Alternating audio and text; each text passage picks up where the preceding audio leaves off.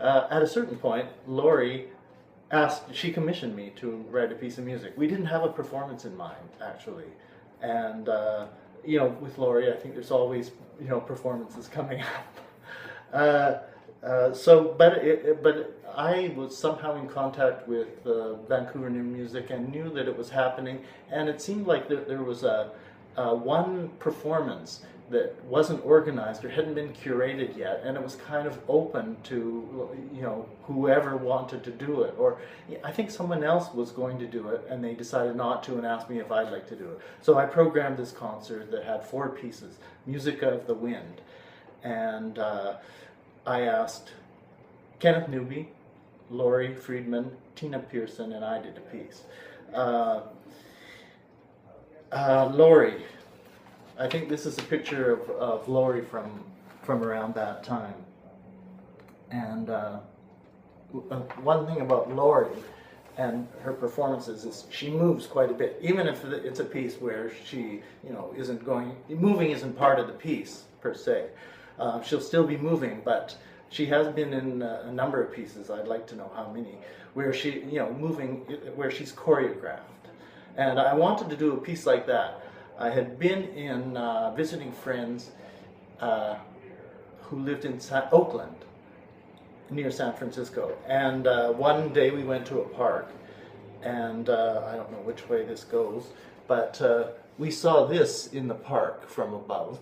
So I took this photograph, and it's a maze or a labyrinth on the ground, low, not walled. But we went down and walked it, and it was a great time with friends, and the weather was perfect. The ground was very dry, and I loved it. I loved walking it. We did the whole thing slowly, and so when I was started to work on a piece for Laurie, I thought about that and thought, what would it be like to actually play and walk? Something like that. There was another image.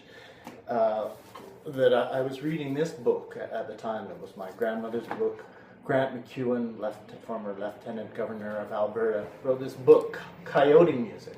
The first story in the book is called Coyote Music, and it's about the Hudson's Bay Company, someone in the Hudson's Bay Company who was traveling from village to village. He had a piper in his crew.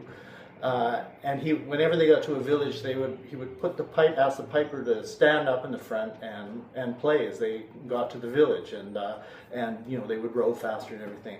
And apparently, the First Nations people, when they heard it, they called it coyote music.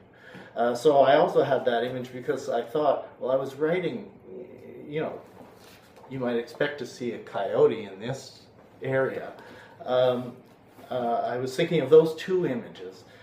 And thought that the bass clarinet was even better to sound like a coyote than bagpipes. Bagpipes don't really do that. But then two instruments together can kind of be like